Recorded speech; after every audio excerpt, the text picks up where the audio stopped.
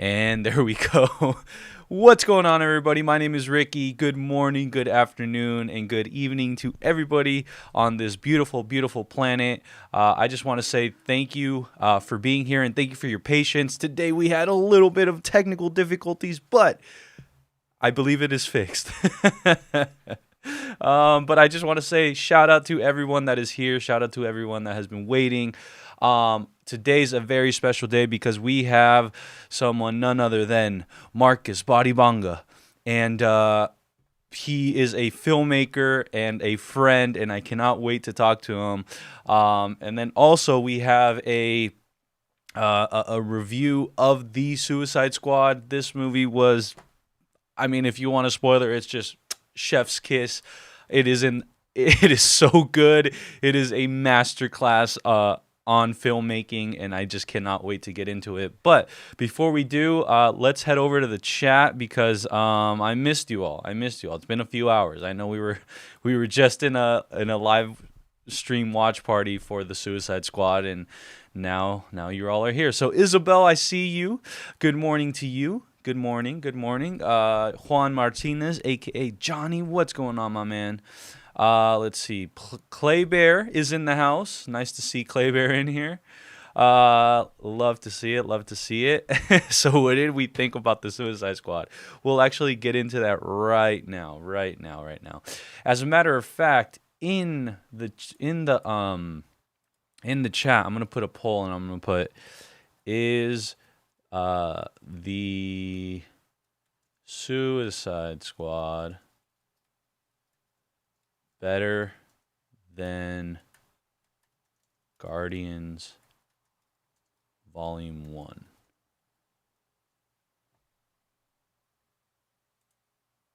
All right, here we go.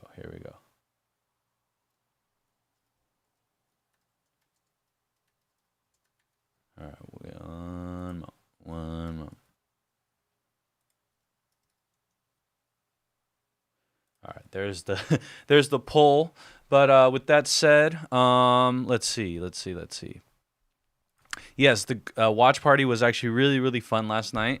I honestly didn't expect to be on for that long, as it was more of an impromptu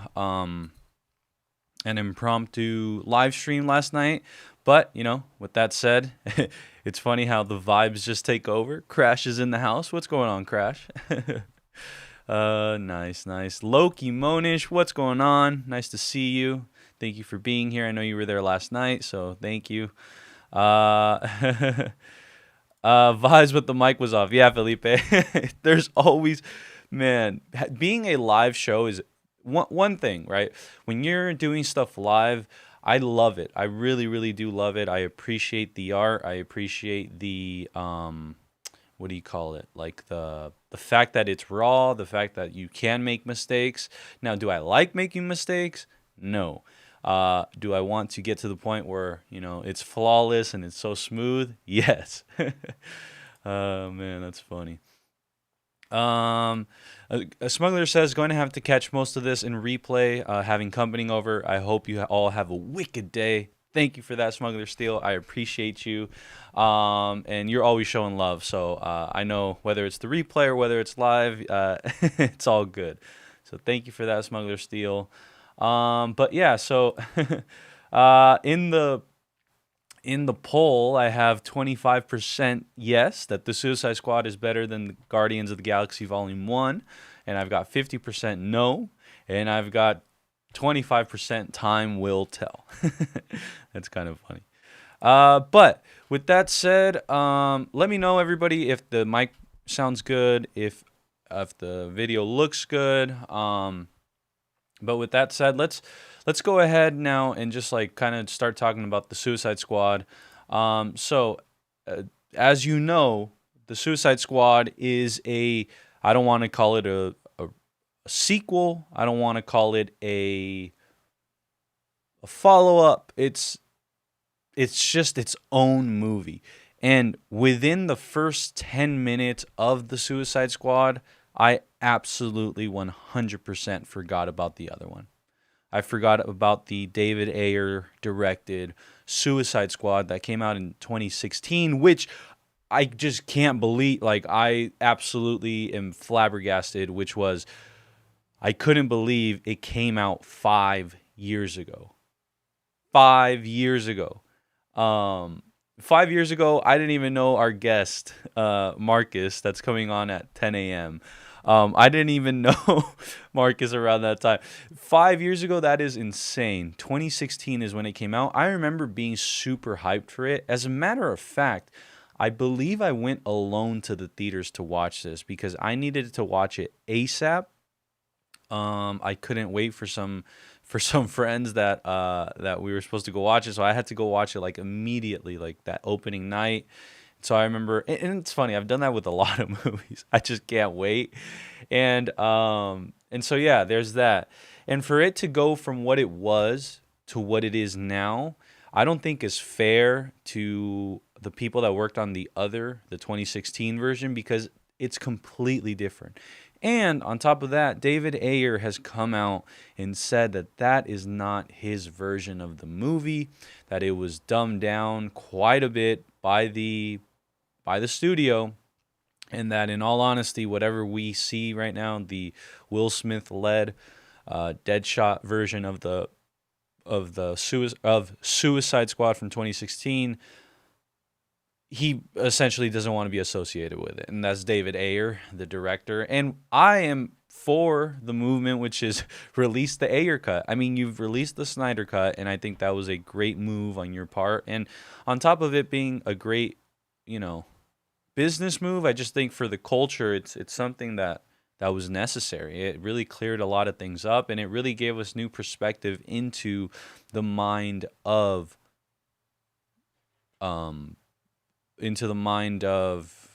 you know what I'm trying to say. And so yeah, let's see. We've got Claybor says, so in reply to that poll, I felt that Guardians of the Galaxy is a tighter film than the Suicide Squad, less moving parts. Yes.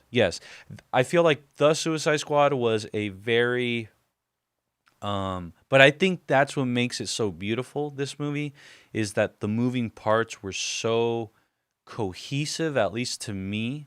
I mean, going back to the style in which it was chapterized. So, again, this is a full spoiler warning.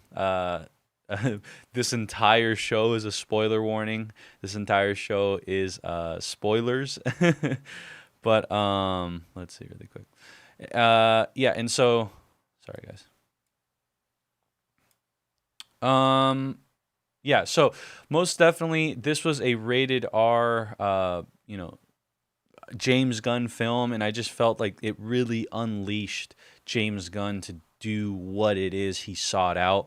I believe, if I'm not mistaken, within the contract that he set for, taking on this project, because this was around the time DC snatched him up ASAP the minute Disney originally fired him for some subsequent tweets that surfaced, and he was fired pretty abruptly.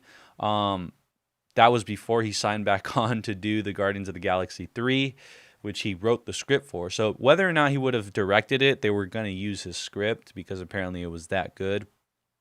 What else? But anyways, so Warner Brothers snatched James Gunn's up super, super quick. But I think within that negotiations or within the contracts, James Gunn set out that, hey, you got to let me make my movie. If not, I'm not going to do this.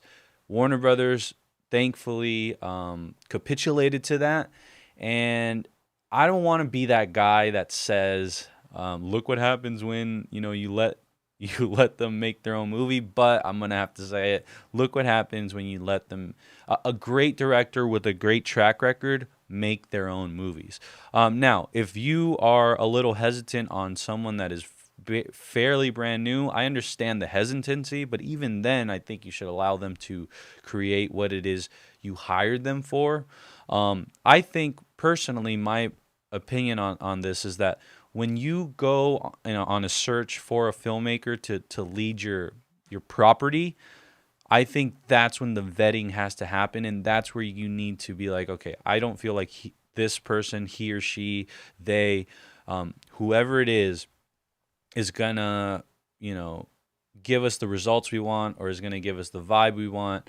So I think that process has to be set out at the very beginning instead of it being a tug of war during production, because that's really like, that's a headache. And then on top of that, it's the movie suffers, the quality of the product suffers. So that's something that I do want to put out there. I see that we've got more votes in, and now it is at 20% yes, that the Suicide Squad is better than Guardians of the Galaxy Volume 1, and no, 40%. And time will tell, 40%. Let's go back to the chat really quick. Where is it? Sorry, guys. So many moving parts on a screen. Kushal says, "Hey Rick, I saw Suicide Squad after your watch party. It was lit AF." Yes, I am just over the moon for this movie. This movie was a masterclass. This movie was what would you call it? Like, it's just a masterpiece. I literally told James Gunn, I tweeted at him that it was a literal masterpiece. And I don't use that word or that phrase very often. I try to reserve that for said masterpieces, and I think that was one. Let's see. Kushal also says, "I feel there should be a Bloodsport series rather than the Peacemaker series." I agree. I think I see both sides. I see a great Peacemaker series and a great Bloodsport series. But to be honest, I actually see a Peacemaker series more than I do a Bloodsport. A Bloodsport, I feel like he just needs to return in the movies, because I think that's what makes Bloodsport so special, is his like emotional vulnerability, and I think it was really well sprinkled throughout the movie. Versus if we got a full blown series of Bloodsport, I just feel that it would take away somewhat from his, I wouldn't say his character, but like the specialness of his character. Where I feel Peacemaker is someone that you could see more often on screen and not have it like take away from their specialness, because it's more malleable. I hope I make sense on that point. But but I'm not saying, I just want to say this, I'm not saying that Bloodsport wasn't the best part of the movie, because I personally think it was. I'm going to make a bold statement here, and that is that I didn't feel the need for Will Smith, because this was in a way like the apples to apples type of swap they did, because Will Smith was not available for this movie. I read that Will Smith wasn't available. It wasn't that he didn't want to do this. It just scheduling conflicts happened. But I personally think Idris Elba did a better job, and I actually like fell in love with that character way more than I ever did with Deadshot. Let's see. Claybear says, "I get a strong feeling that this Deadshot was written as the main, but when Will Smith bowed out and rewrote it for Bloodsport." I don't know if that was necessarily the case with James Gunn. I know Drax, or Dave Bautista was supposed to be a person in this movie. I don't know who exactly he was supposed to be, but he dropped out to do Zack Snyder's Army of the Dead over on Netflix, because that was a lead role compared to this one, which wasn't.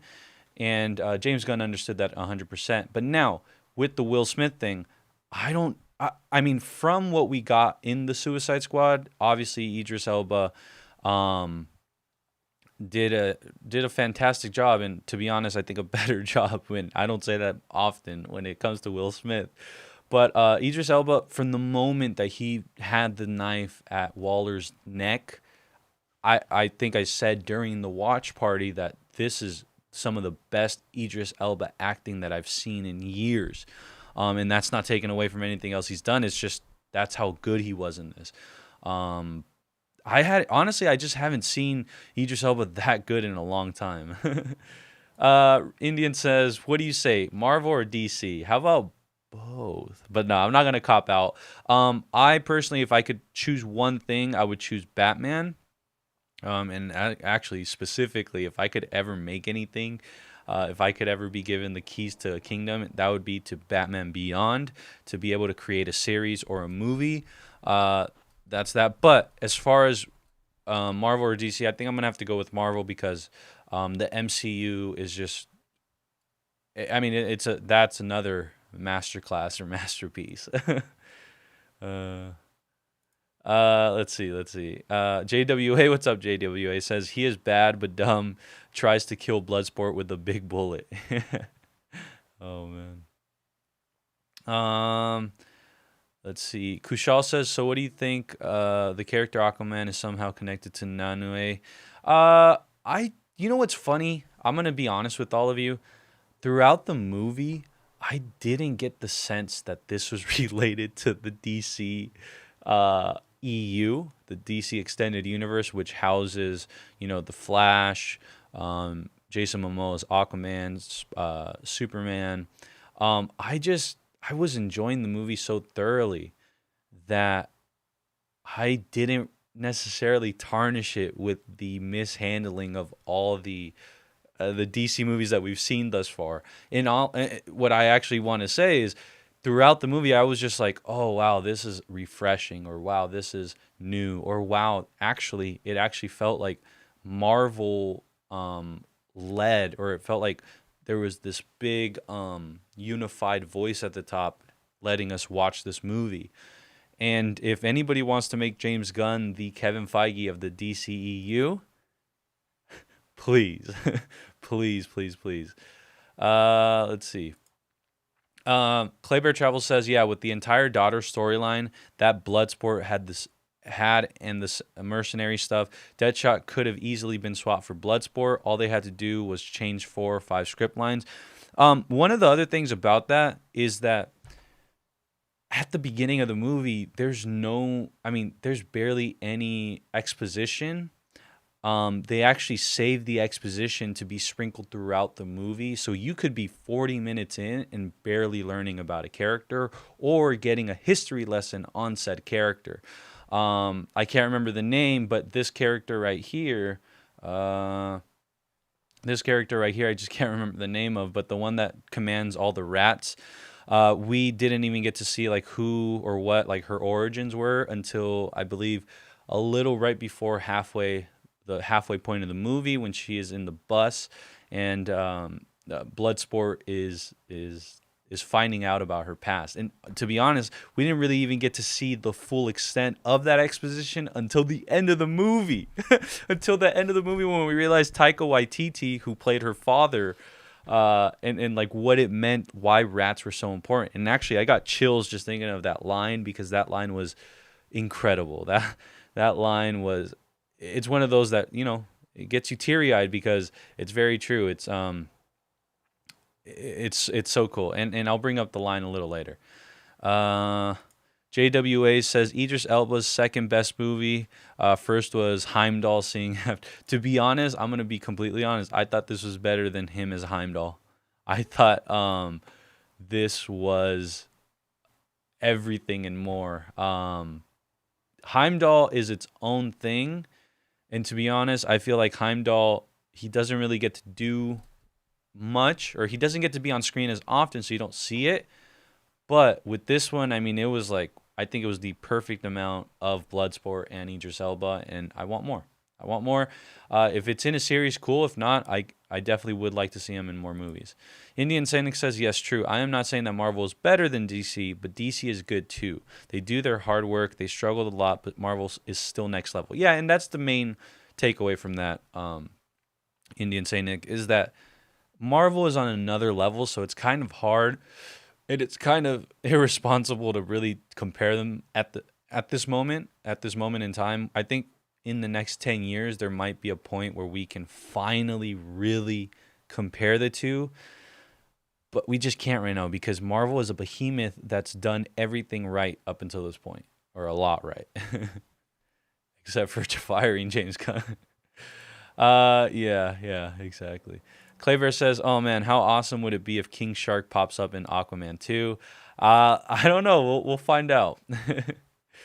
Oh man, he put Superman in the ICU. Man, are you serious? Honestly, thinking about this movie now, I remember seeing that in the trailers, but I don't remember seeing that during the movie about how he put Superman in the ICU. Let me know in the chat if that is the case, if he did say, if Waller did say that line about Bloodsport. I know, again, it was in the marketing and the trailers, but I'm not sure if it was in the thing. Kushal says, there's a Suicide Squad game coming up with evil Superman as the villain Kryptonite Bullet. ICU. Ratcatcher. Thank you. That is, yeah, there we go. Ratcatcher to be precise. Thank you. All right. JWM, I think this is what I want to really, really say. And Suicide Squad is the best movie from DC, if I'm being honest. And let me go ahead and just and answer that point. I personally think this was the DC's best movie in the last few years. So you got to remove the Dark Knight trilogy. Once you remove that and you're just looking at post Dark Knight Rises, I personally think The Suicide Squad 2021 was the best DC movie and best DC project, and it has the best DC future, or like the most bright future that they can do stuff with this, and that's going to be James Gunn's The Suicide Squad. Right after that is Zack Snyder's Justice League. Zack Snyder's Justice League is so beautiful, especially if you're able to now watch it in full, and you're able to see the 4-hour vision that he originally had and where it was all heading towards. Thinking about Zack Snyder's Justice League is actually really, really exciting. I love it. I think in a multiverse, right? Now hearkening it back to Marvel, in a multiverse somewhere, there's a Rick out there that has a black shirt or a red shirt or a blue shirt, and he's out there right now saying, like, with a bunch of DC movies that actually worked. And I'm hoping that now we can put everything behind us, Suicide Squad by David Ayer, that we can put Man of Steel. Well, Man of Steel was pretty good too, but Man of Steel, Batman versus Superman. Basically, let's just start at Zack Snyder's Justice League and the Suicide Squad, and let's move forward. Let's have a good Flashpoint Flash. Let's have a good Aquaman 2. Let's have Henry Cavill return in the Man of Steel 2 that we never got. Let's get a real Batman movie. So yeah, there's that.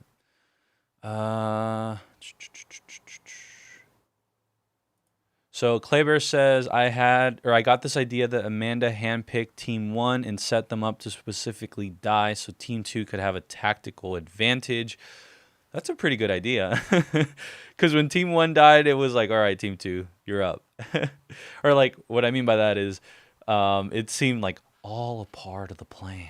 You see, when you say blah, blah, no one moves a muscle, but when you say one little mayor's gonna die. Sorry, guys. I got into my Joker bag. Let's see. Yes, James Gunn is the marvelous man. On a side note, are you keeping up with the new animated DC movies? They are kicking butt too. I am currently not. But I know which ones you're talking about. I would love to start watching them again. But no, I have not been keeping up with them. Yes, and the Snyderverse I think would have been man, it's a little frustrating because I know now we're for sure never getting a Snyderverse. And I look at that from a studio perspective, which is Zack Snyder has signed on to be a part of Netflix, and he's gonna have like basically an exclusive deal to make movies for them. So it's very sad to see that the DC really is moving on from the Snyderverse. Let's see. JWA Mortem says, one thing I hate is that Warner Brothers not allowing fans' wishes, but Marvel allows it. That's what hurts. Yeah, and here's my thing. I'm a huge proponent that not everybody has to capitulate. Not all studios have to capitulate to their audiences. Sometimes you got to, perhaps, it works for some, which is you take your fans on a ride, and while they may be complaining or they may not like the direction at first, it may have a bigger purpose, and then it comes full circle, and then all is forgiven.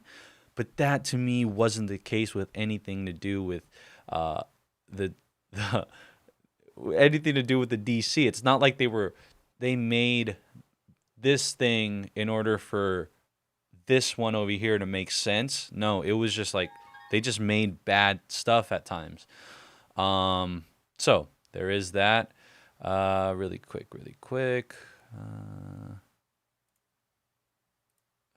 Let's see.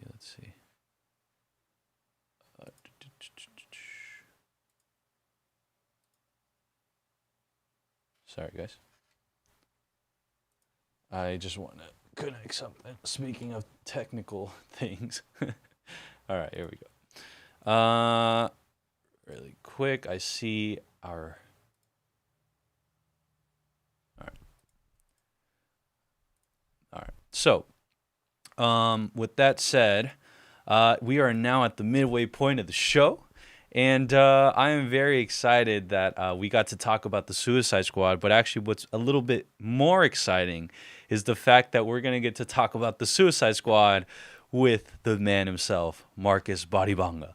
And Marcus will be coming on very, very shortly.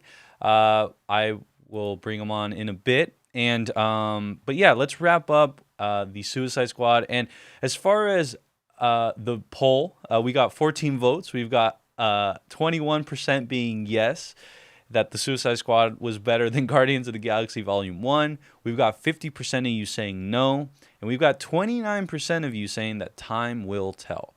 If I could have voted, I actually would have voted yes. Don't kill me. Let's see.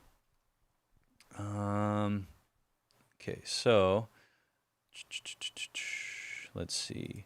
Josh from NY says DC movie-wise would be Joker, Dark Knight, The Suicide Squad, and Wonder Woman tied for third with the huge drop after that. And actually, I didn't even take into account Joker. So I might have to revisit that. But with that said, everybody, Marcus, in the green room, give me a thumbs up if you are good to go and you can hear me and see me. Awesome. Well, with that said, to give you a little bit of, I guess, insight as to who Marcus is, what we're going to do is we're going to play a little something called his film reel.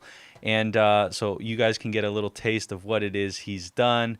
And I can't wait to talk to him. So when we watch that, we'll be right back. So.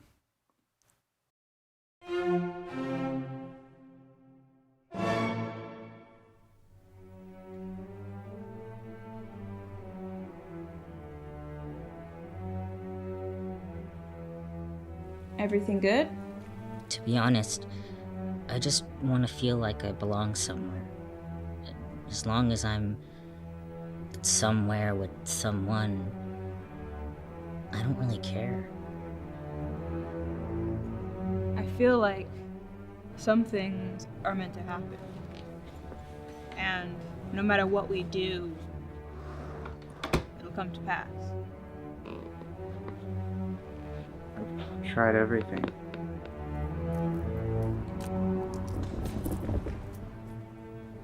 But the outcome is always the same.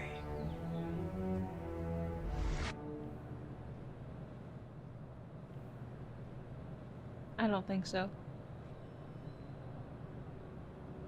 What do you mean?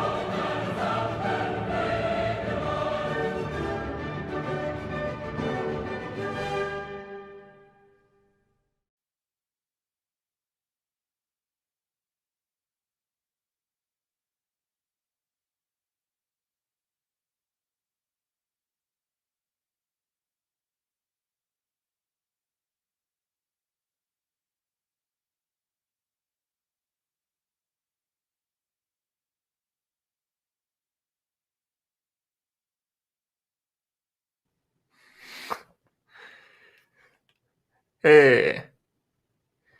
Sorry, I can't hear you.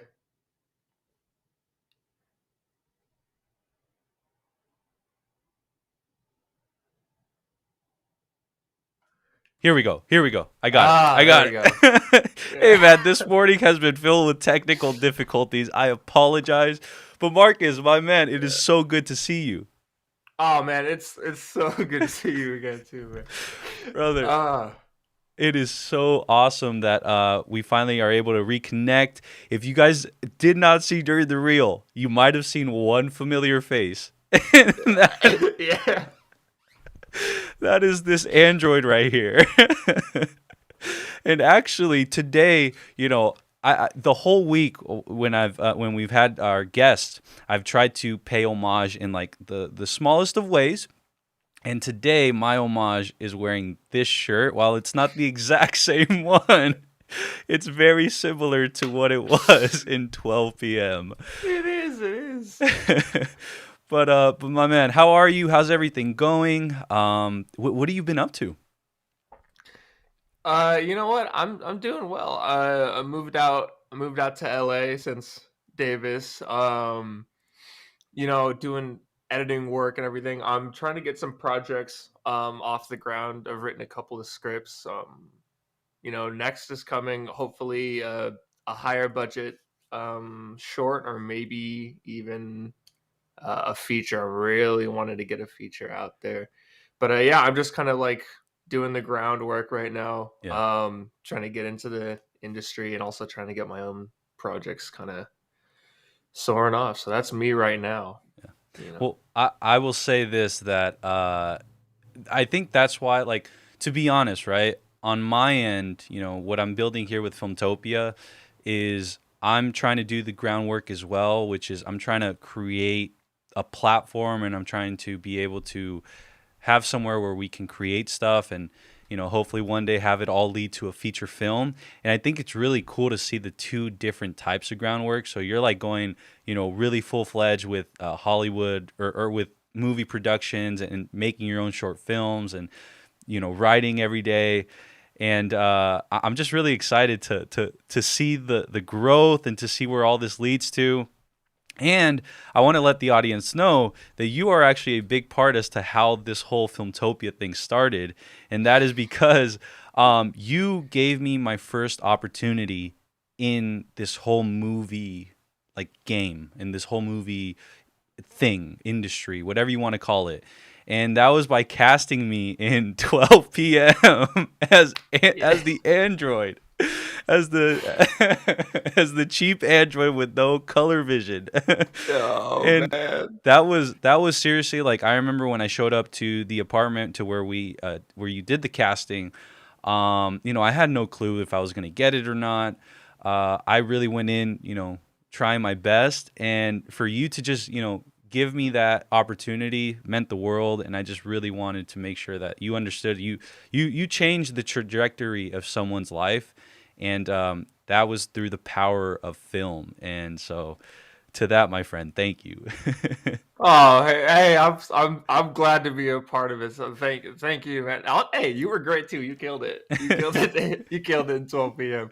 This is cool. This is all really cool. So I'm excited to see the growth of this channel. Yeah. Well, I will say this. Slow and steady wins the race. And this started back in January, actually. Like, we launched January 14th, 2021, was starting with the streams of Wandavision.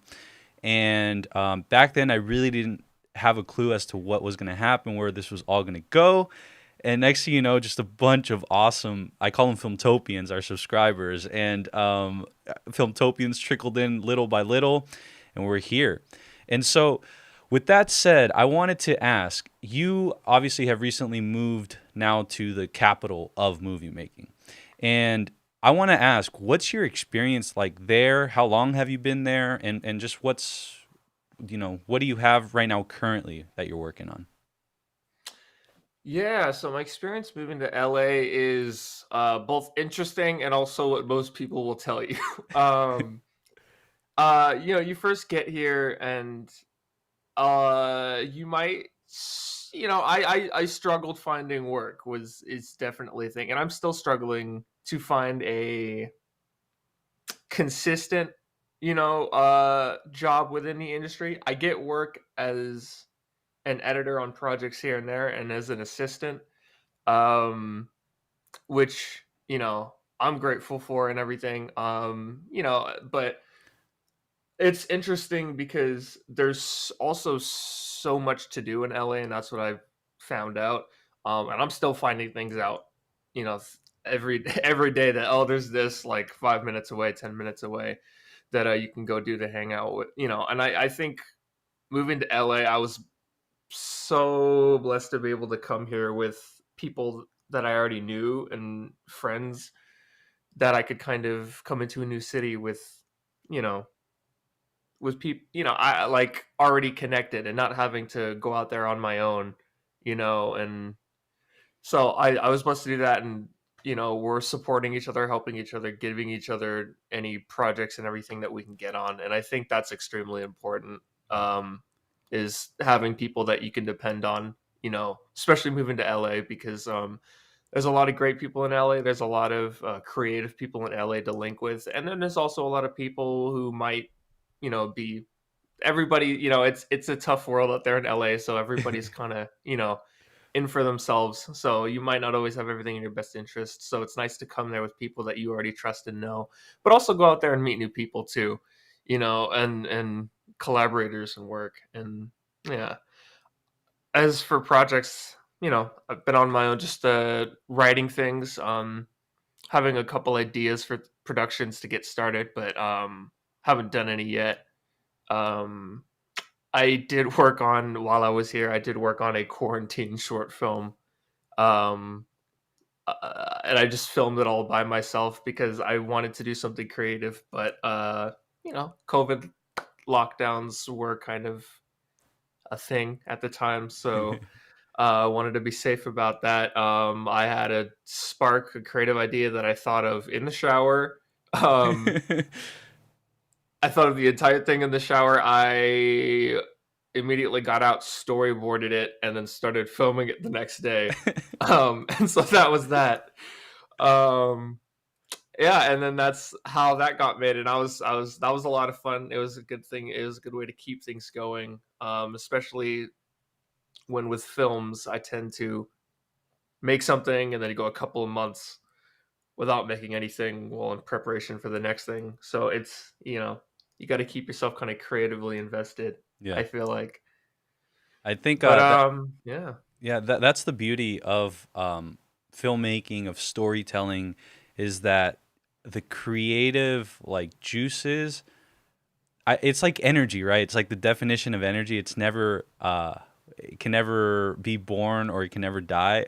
I'm butchering it right now, but I feel you. Yeah, I feel you. Yeah. So and I believe you're talking about The Hit, right? Yeah. Yeah, that's an awesome short film. It's actually on, I believe it's linked down below, everybody. So all of Marcus's information, everywhere you can find him, is linked down below. And I think what's really awesome is continually seeing the directed by Marcus Badibanga, the directed by, written by Marcus Badibanga. Like, I love seeing that because there's a difference, right, between talking about you want to be a filmmaker or you want to be, a movie maker versus actually being a filmmaker and a movie maker. And so it's super inspiring to see you continue to work. And on your point of friends that you moved with to LA, and then about how LA is great, and then but also there's people that got different interests. Have you seen Big Fat Liar? It's been so long. It's been so long. I just keep thinking like it's a doggy dog world, Shepard. Oh yeah. That's too funny. But no, but onto the point about like your friends and the fact that you have, I believe, people that have your back. I actually came across, and let me know if I'm wrong, but I came across someone named Audrey Ember. So Audrey Ember, I just randomly came across her on YouTube when I was still at Davis. My last semester there, it did not go well. And I was just watching a lot of YouTube, found her, and then obviously she's gone on to do some awesome things. But it's really cool to have seen like the connection that is that, right? That you know her, and then Yeah. I believe like and that whole crew. So it's really awesome to actually see what you're saying, which is people that people that you trust are there in LA with you experiencing this all. And one of the questions I wanted to ask was like, being that you're in LA, do you feel, the question always is, do you think LA is what it's built up to be? Like, do you think if you really want to be a movie maker, that's where someone should definitely go? Hmm. I feel like it is not an absolute. It is not the only way. Um, there are a couple of, but I think it is a very good way because there's just so much going. It's not just about this is where all the jobs are because that's a big thing too. But there are so many other ways to kind of so many opportunities to get in on film. Like you, if you look up the right things, you could get all kind like get invited to screenings of television shows and this and that, and that's where you can talk to people on actual sets, and kind of make these connections to help get yourself in if you don't want to go the traditional route of just applying to production assistant jobs or whatever other job you're trying to get. I think it's just the amount of opportunities. There are also a lot of people going for the same exact opportunities, which is part of what makes it difficult. But I think the amount of opportunities in LA does make it worth it, and just the culture of film, around in LA, it's such a big part of LA. Yeah. Is the industry, television and film. I mean, there's other places. There's obviously New York. I know. What is Uh, another city? yeah. Another So city. I think there's New York, there's LA, there's Ontario. Ontario's big. Yeah. Is it I know. Detroit? No. I don't know about Austin. I was gonna say Austin, Texas, but I know they're on the come up. Yeah. That's not one. Oh, in Atlanta. Atlanta. That's There the we one. go. Yep. Atlanta. Yeah. Atlanta's definitely growing. I know a person or two in Atlanta who's getting work Yeah. in Atlanta. I think, LA's not the only option, but it is it's a big one. Yeah. and to that point, right? I think what's awesome. I think what a good thing of that is you recently went to I believe the premiere of the Suicide Squad. That is, Yeah. dude, that is Yeah. one of these, bro. That is so cool. When I saw you have the ticket, or it was on your Instagram story. Your Instagram is linked down below, by the way, everybody. When I saw that, I was like, wait, is that just a special ticket or is that the premiere? And then to actually like see that you were there at the premiere goes to that point, which was, I feel, being in the right cities, whether that's LA, New York, Atlanta, definitely has its perks and can lead to more opportunities. Am I right? Mhm. Definitely, yeah. And I wouldn't say that you have to, but I think it's a good idea. And also, but I mean, more important than anything is you have to be putting in the work Yeah. wherever you are. In when it comes to like be making films or whatever you want to do, be actively pursuing that. Yeah. It at the end of the day, that's more important than whatever city that you're in. You know. Preach. That's the Yeah. one. That's the answer. That's the secret sauce that a lot of people, are trying to avoid is the work, right? And Mhm. but the work is where it's all gonna manifest from. I wanted to ask. So you've obviously been on sets. You've worn different hats. If you couldn't, outside of director, what other positions on set have you taken on and you like what are your other favorite positions on set? Oh, on set. Oh, that's interesting. Um, I tend to, I do like being a cinematographer, but I felt that there was a certain I feel like I can only go so far as that. I do enjoy it, but I feel like there is a certain length to where I need to know where to put all of my energy in, Yeah. and to my skill set only goes so far.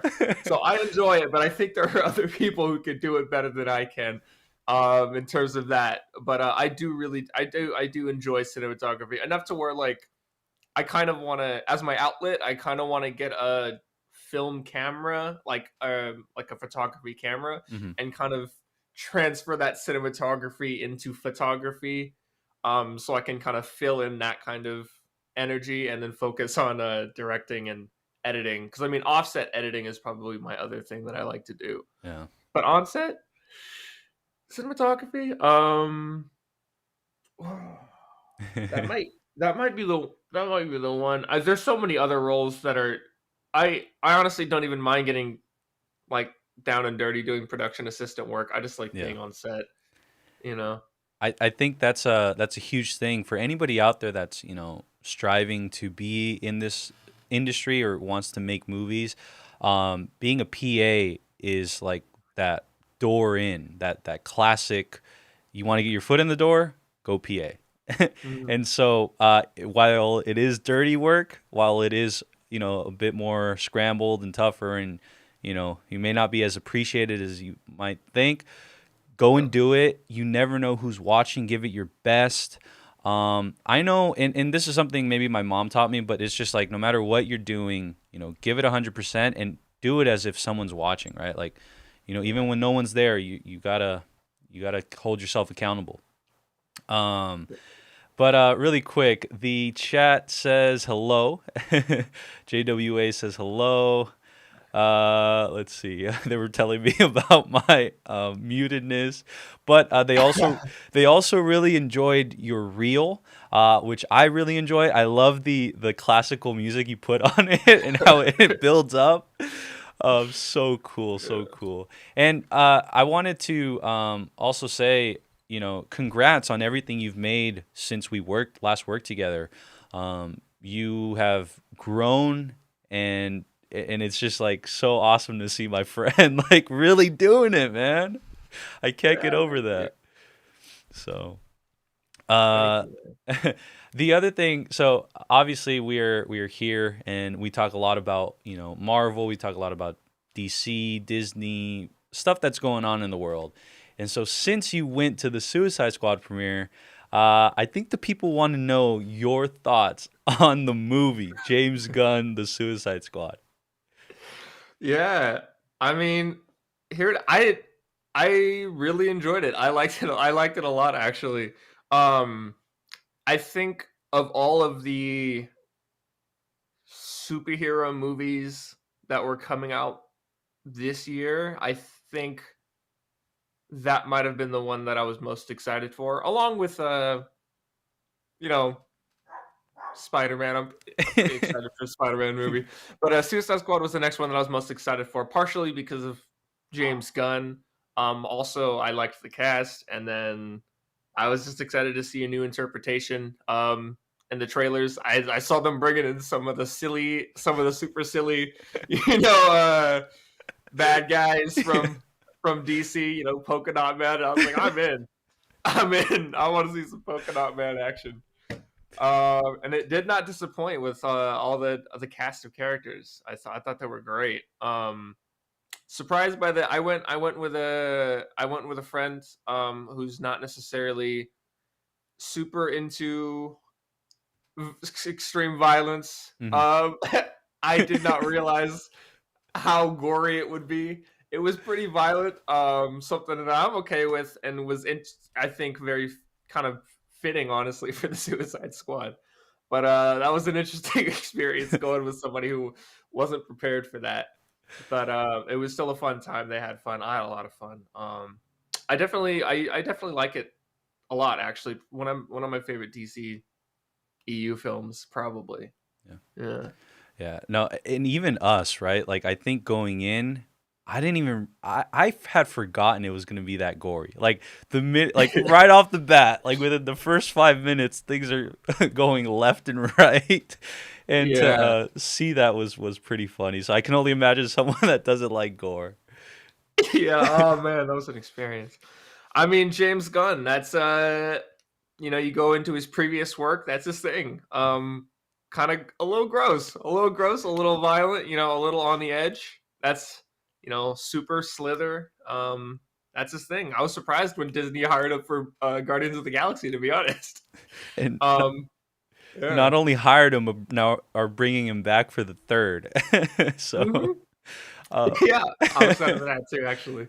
Guardians of the Galaxy 3, in my opinion, has a lot to live up to now. Not Oh only yeah. just because of what they did in the first two, and then also where the MCU is going, but because the Suicide Squad 2021 version is just mind-numbingly awesome.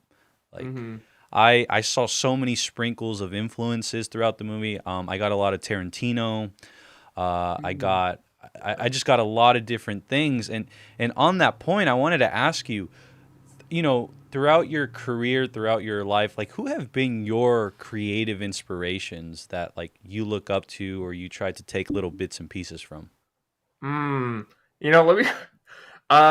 These kind of questions I tend to forget, but I actually made a list of that specific question because I want to keep track. I wanted to keep track of and make sure that I give credit to some of the creative inspirations. But I definitely, especially in the early days, I took a little bit from Tarantino. I think now my films are pretty different from that, but now a lot of it is about to name some random directors here.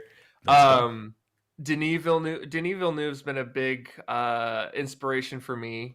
Films like Blade Runner 2049, Sicario, Arrival. What else did he do? Prisoners. Big inspiration for me. I don't know if anyone's seen any of Yorgos Lanthimos films. Recently, I think most recently he did The Favorite with Emma Stone. That one was great. And Killing of a Sacred Deer is a big one for me.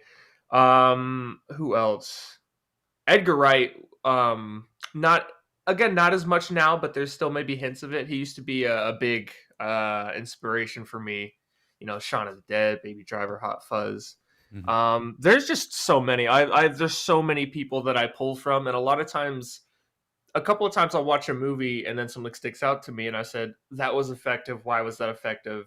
This is why it was effective, and I want to be able to maybe not take that scene and just put it in mind, but understand why that was effective and use that for my own film, or use that idea for my own film.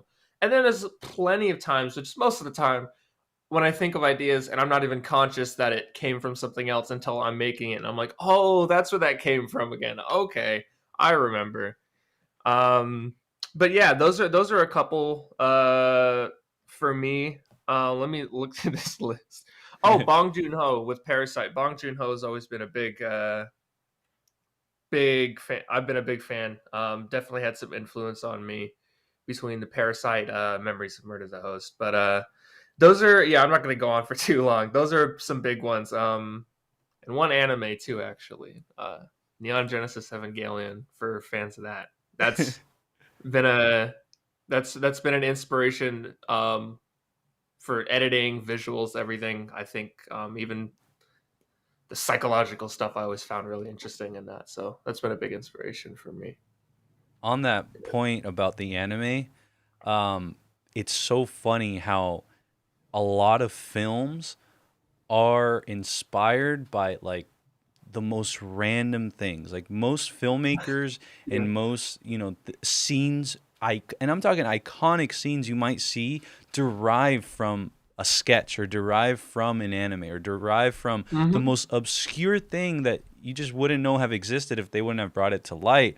And you always see in interviews that they, just like you did, right? That you're like, maybe not a lot of people might know about this, but this person was an influence.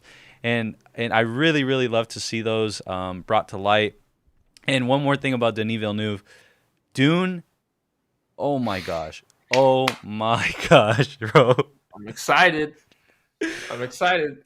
That honestly, I will tell you this. I think my favorite Denis Villeneuve film is Sicario, Sicario 1. That's the one that got me started. Yeah. Jeez, paired up with the great Roger Deakins. I always say I think for me that's the master class in filmmaking for me. Like I just look at it from top to bottom. I'm talking from editing to sound design to cinematography to direction, acting, everything.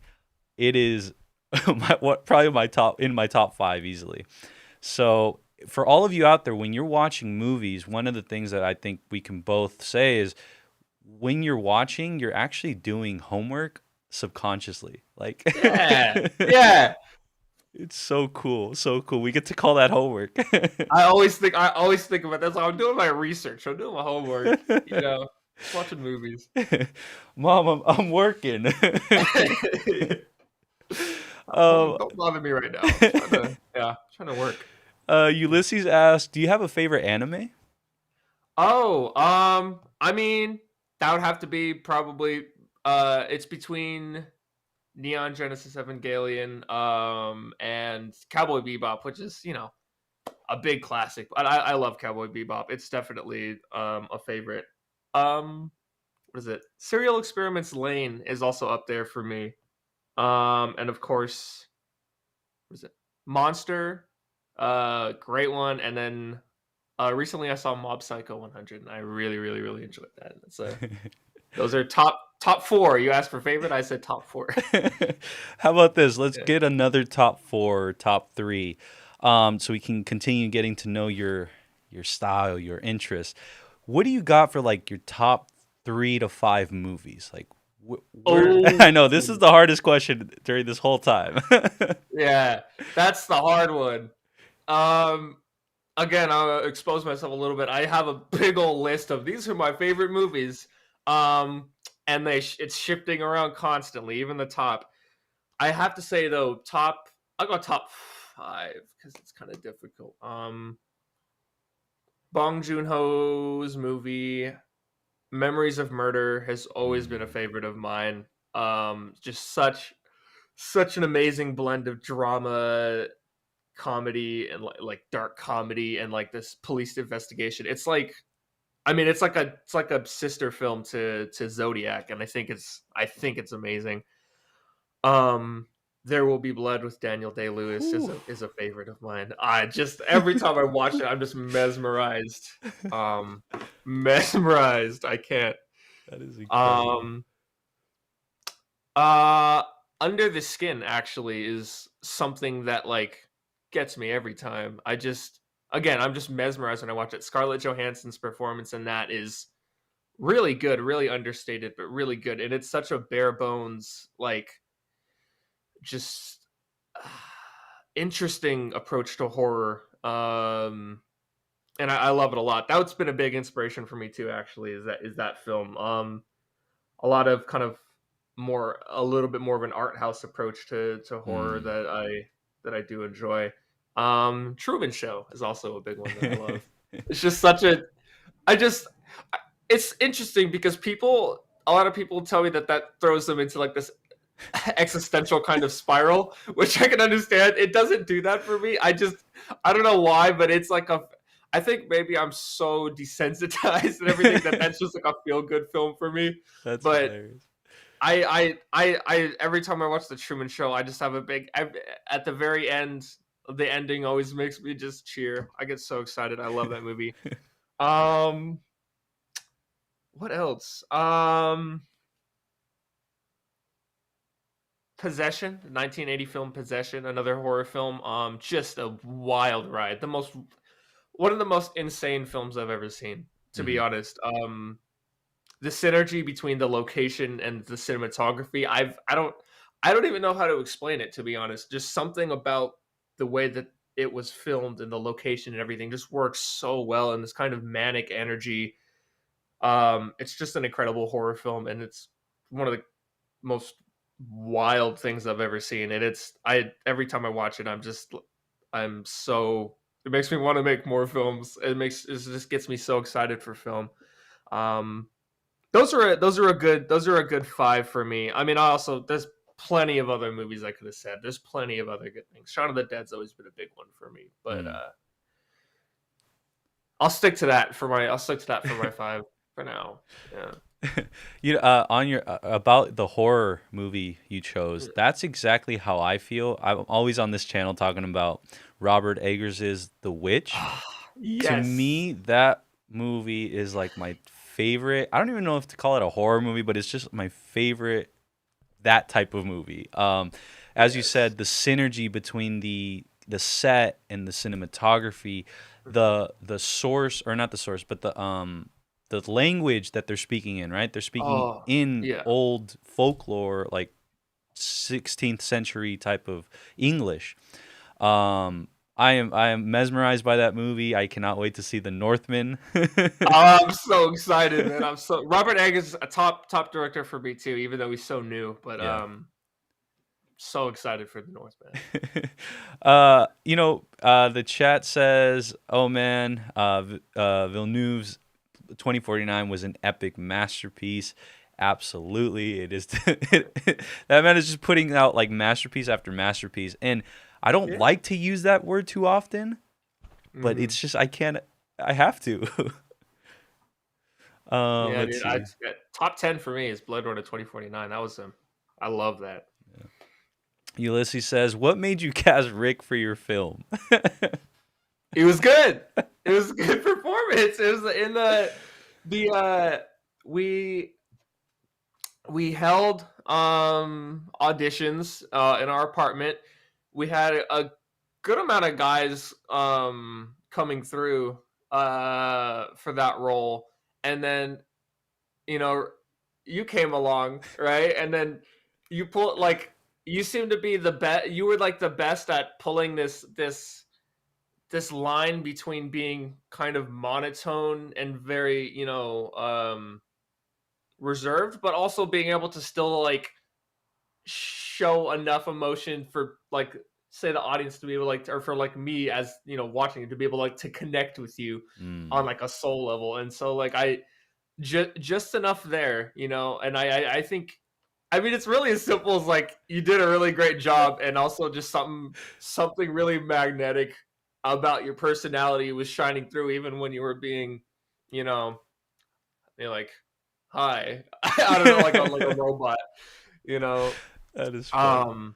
And I think you did a great job, and there's a couple people to choose through too. I think it was just the perfect mix of good audition, good performance. You gelled well with Tatiana too, because I remember we did a thing where you both came back to just try to test out chemistry, and I think you guys gelled pretty well together. You guys worked well off of each other, but yeah, that was fun. That was fun. That was a fun experience.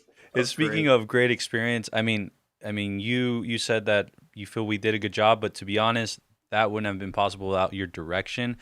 Being on set with you was an awesome experience, because that's the type of environment that I was like seeking in my head, because obviously there's different types of environments on set. There's people that have a more brash approach, or that are like super, abrasive. But with you, I felt like I was able to work with what I had, but also, I found solace, and I found like hope in my performance, because you brought it out of me. Like you would say, "No, we'll try it this way," or do this, and you would do it in a way that felt like open, that felt you were trying to help me get better. And so again, I can't wait to be on set with you one more time. Oh yeah. Next, I'd love to. And that's the thing is, honestly, I couldn't be mean on set if I wanted to. Like, to be honest, I couldn't do it. I care way too much about about the cast and crew. Just whoever I'm working with. I want to pull out a good movie, a good performance, and that's important. And I also want to make sure that we're not having like a horrible time on set. You know what I mean? Because at the end of the day, like, I don't know, we're working together. Sometimes it's friends, sometimes it's just coworkers or sometimes, but at the end of the day, I want to make it at least an enjoyable experience and try to bring out the best in people. I couldn't I couldn't be mean if I wanted to. That is such an awesome thing to say, man, because it's so true. And I got to experience it, and I can't wait to experience it again. Which brings me to what's next? What are we going to do next? What's our next project together? Because now we're in the same vicinity. I'm in San Diego. You're in LA. We're one small car ride away. And like I said, anything you need, you let me know. I will be there. For sure. I look, as soon as I get something going, I'll let you know. I don't know in what capacity, in what role, but I'll let you know. I'll have something for you for sure. I'll save you a spot. Because you were in it from the beginning. I'm gonna be like that one, like in Sandler movies where there's always these same character cameos. Yeah, or James Gunn bringing in his brother. His brother's always there, and Michael Rooker's always there too. Rooker's always there in some capacity. Some capacity he's there. That's hilarious, man. Well, yeah, no, and the other thing I wanted to also to let you know is, maybe my contribution also could be, helping with equipment, because with everything going on and stuff, I invested into quite a few bits of equipment. So, like I said, even if it's in that capacity, I would love to just be able to contribute to your greatness, man, and to the path that you're leading for everyone, and the path that you're trailblazing for all of us that are watching. So I'm super excited. Cool, man. I mean, me too, and I appreciate that so much. And I mean, look, I'm here for wherever you're headed, with Filmtopia too. Just let me know. I'm excited to be here right now, to be honest. So this is pretty cool. That's awesome, man. You know what? Right now I was thinking, I'm like, wait, what if our next project is 12 a.m.? Whoa! Sequel 12 a.m. Oh man. 12:01. 12:01, and in this one, like I'm like completely opposite. Like I won't shut up. Super talkative. You've gained emotions. Yeah. They loaded up emotions. They loaded up too much emotion. He's back and reloaded. Oh man. Heather Ramirez says hello. Heather, thank you for being here. Heather was one of our guests earlier this week, so nice to see you. Thank you. Hello. Harvey Nuggets with the King Shark. Nom nom. Nom. King Shark is great. Yeah. So really quick, I this just actually recently started.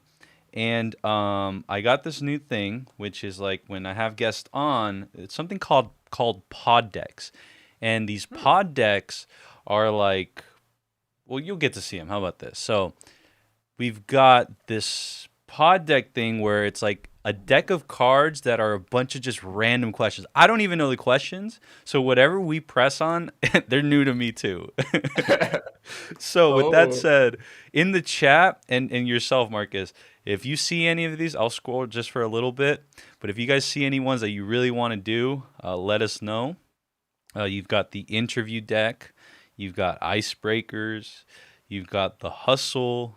You've got how dare you. You've got philosophy. You got WTF, which I have no clue what it is. You've got movie night. That would be kind of cool. Let's see. There's a bunch. There's just a bunch.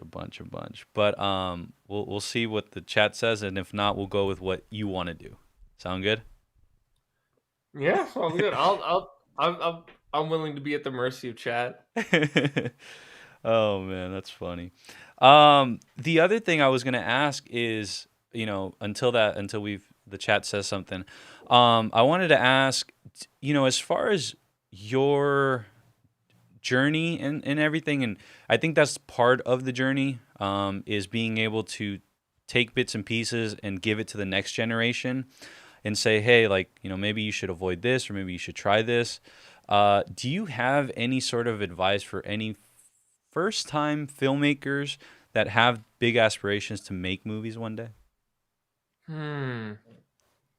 Ooh, okay. I mean, uh, it sounds really like, I don't know. Just keep making films. I mean, like, even if, like, I think the biggest thing is I see a lot of people like starting to make something and then they quit halfway through because they're like, oh, it's not good. I don't want to. They stop. I feel like just keep doing it. And if it's not going to be like a huge liability to you and you have to give up, like, then you know see it through. You know what I mean? Because you can learn from it. And your first short film, your second short film, your third short film doesn't even have to be good. Yeah. Like I would definitely went through a couple short films. But it's about the learning process. And I'd say also, if you like making films, take in a lot of films. Like if you want to make films, watch a lot of films and try to watch a lot of different films too. Really get a good breadth of what you're doing. Because that's, like we said earlier, it's kind of like studying. That's kind of like your homework. You don't have to make it a chore out of it, but like, I mean, it's really kind of like giving you this base knowledge of filmmaking to pull off from, even subconsciously. I think watching more films will make you a better filmmaker as it is.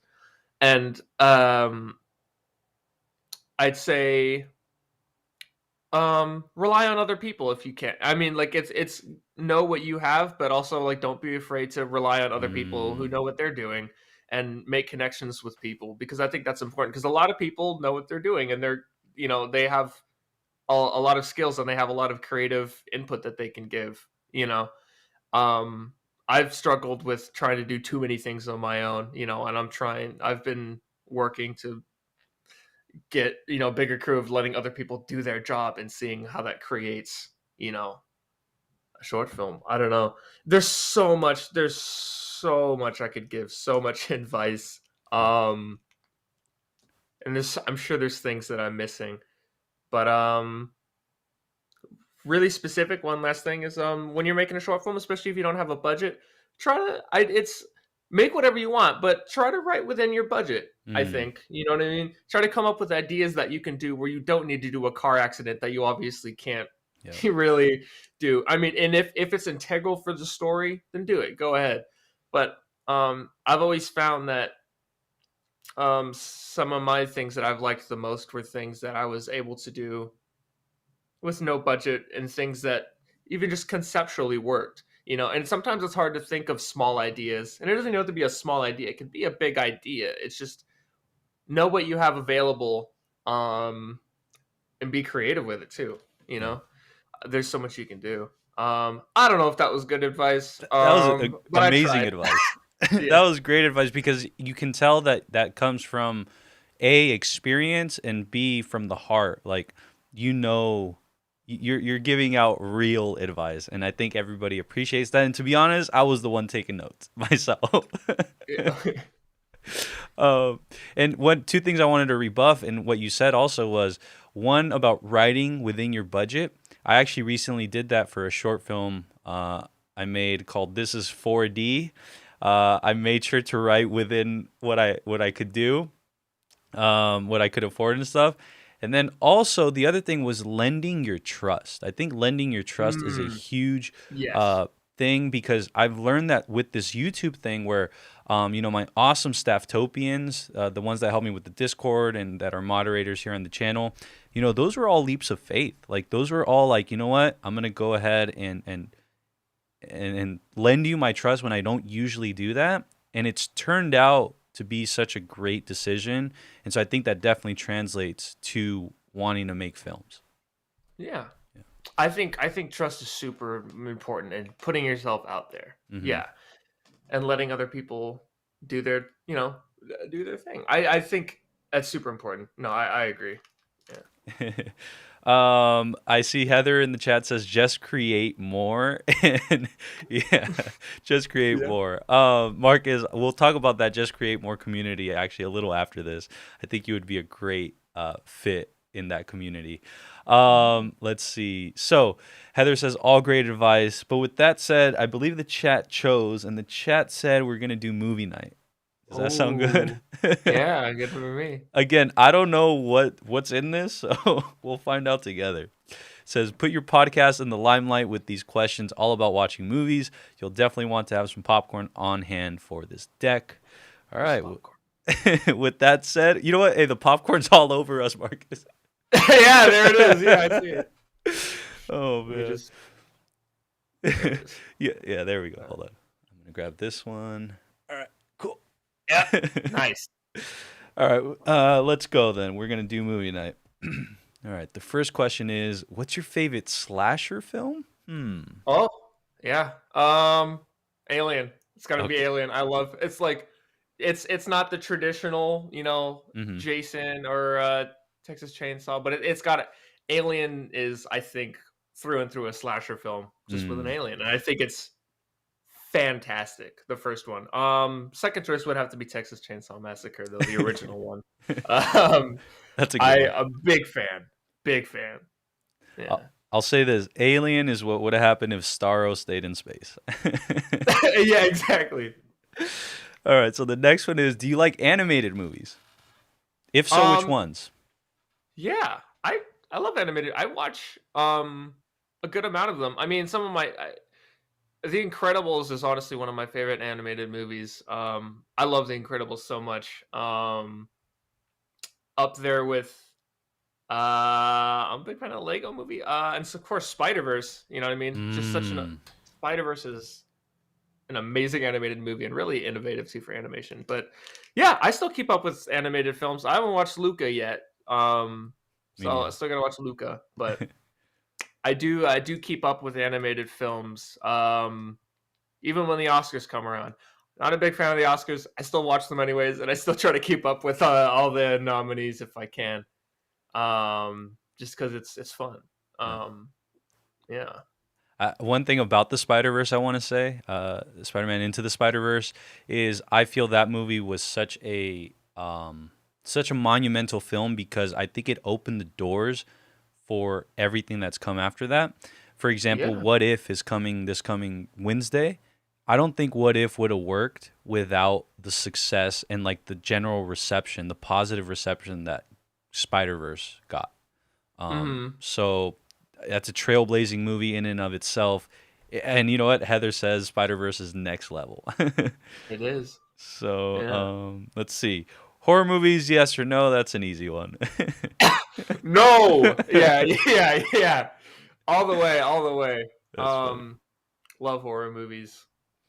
All right, let's see what's next. Okay, so we got name 3 very different movies that have essentially the same plot. Oh, that's a hard one. Ooh, I have to think. Okay. Oh, I'm never gonna come up with. Okay. Oh my god. I think I have 2. I can't get 3 in my head right now. What are the 2? Because I am not good at this one. Hold on. Let's see. So I was thinking. Okay, so I got The Force Awakens and A New Hope. Oh yeah. But outside of that, I couldn't think of much. What's another very similar hero's journey out there? I don't know. Look, I can't even pretend. I can't think of anything right now. We'll come back to that. We'll circle back. We'll come back. In the chat, if you know of any 3, let us know. Please, I'd like to see. That's a hard question. Do you watch movie award shows? Well, I mean, yeah, I just mentioned it a bit ago. I do watch the Oscars basically every year. I definitely have mixed feelings on them, but at the end of the day, it's still fun to see movies that you like be recognized, and filmmakers that you like get their recognition. You know what I mean? And they do hold a little bit of importance in terms of industry wise. Oscar winning directors and other categories, Oscar winning stuff, production companies, producers, usually get a little bit more industry favor later on. They get to make more movies and big budget stuff. So I mean, it has sway on the industry. So I do like to keep up with the Oscars. I don't think I watch any other award shows, but I do watch the Oscars. As much of a biased as the Oscars are, I do like to see good stuff that I like be recognized. So you don't watch the Best Kiss Award on the MTV Movie Awards, is what you're telling me? Unfortunately not, but I think this year I might have to tune in. Yeah. But on that point about, the movie award shows, I think it's a super important event, especially if you're in the movie industry, because it is a recognition of a crew's, a whole, everybody's hard work.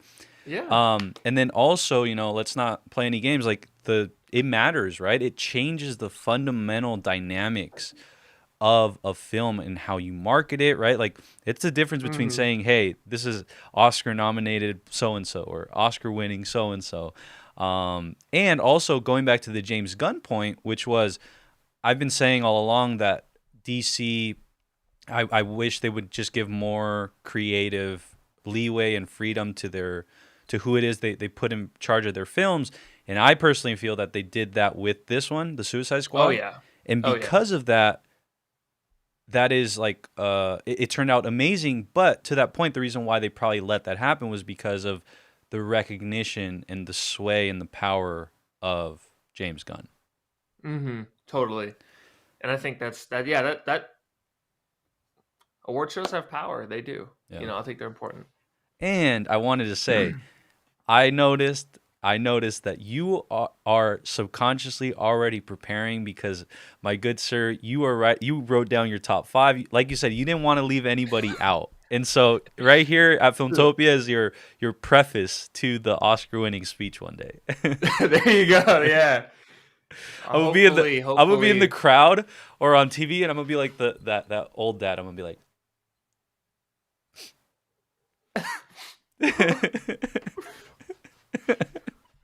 Oh man, that's gonna be awesome. Seriously. Okay, so the next one is and look at that. How fitting. What would you wear to a red carpet event? Well, I know what I did wear to a red carpet event. So I had this nice blazer that wasn't actually mine. I had to borrow it from a friend. Because I realized they said no blazer, or they said no tuxedos, but must be business, upscale business. I was like, I don't have a blazer. So I had to borrow a blazer. I had this really nice blue shirt with little palm trees on it. And then I had a blazer, a gray blazer, and some really nice gray slacks and some fancy shoes. But if I had a better choice, I definitely want to. I want to. I don't know. I'd like to snazz it up a little more because I was really like gray colors on that day. I want to snazz it up a little bit, next time. Do you, on definitely that blaze point, it up. On that point, do you like vibrancy? Like, do you like saturation, or are you more monotone? If that makes sense. I've always been more monotone, but I want to try. I want to try a little bit more color. Experimenting with some stuff, experimenting with the look. But no, I've always been more monotone. Safer that way. I will say though, the reason why I ask is because I kind of like I want to start encouraging my friends to do that, where I used to be the same way with monotone and just playing it more safe and stuff. But I did this last year, which was right before the pandemic started. I dyed my hair blonde, and it was just, I just was like, you know what? I want to try this. Let's do it. I don't care what anybody thinks. Did it, and it like completely changed me for the better. So if that means you wear like the most bright red, pink, like crazy suit, I would highly suggest it. I'll do it. I'll do it. I will. I'm ready for that change. Nice. Yeah. Okay, so we'll go through a few more, but did you have a Blockbuster membership card? Well, I don't think I was old enough to have one, but my parents did. I don't know. We went to Blockbuster a lot as kids, that's for sure. Mhm. I have memories of it. Mm. R.I.P. Rest in peace, Yeah. Blockbuster. We brought it back though. We brought it back. So I Yeah. don't know if you could tell, but check this out. Our little thing here, this whole thing is a ticket. Yeah. It's a ticket everywhere. So let's see. How do I get back? Okay. So let's see. Okay, so from the chat though, really quick about that point, the movies that were similar. We've got Reagan says A Quiet Place and The Silence had very similar plots. That's a good one. Oh, yeah, yeah. Ulysses says Family, the Fast and Furious saga. And then Claver says Battle Royale and Hunger Games. I haven't seen Battle Royale. Oh, yeah. No, yeah, basically, yeah. I mean, so much so that people were like, "Hey, this ripped off of this." Similar inspirations, very similar plots, though. Yeah, actually, or at least ideas. Yeah. Let's see. Okay, so we'll run like through two more, and then we'll be done with this. So, let's see. Do you think there's too much violence? Going back. Oh man. Oh, coming up with one of the most violent big budget movies I've seen in, I don't know, forever. No, I mean, I don't know. That's a difficult one. I have to say, as someone, I don't think so, because I don't think it's too widespread. You have your place for violence in movies, and then you have other movies where violence really isn't there because it's not really, I don't know, meant to be there. I don't think so. I mean, Suicide Squad is meant to be violent. I feel like, it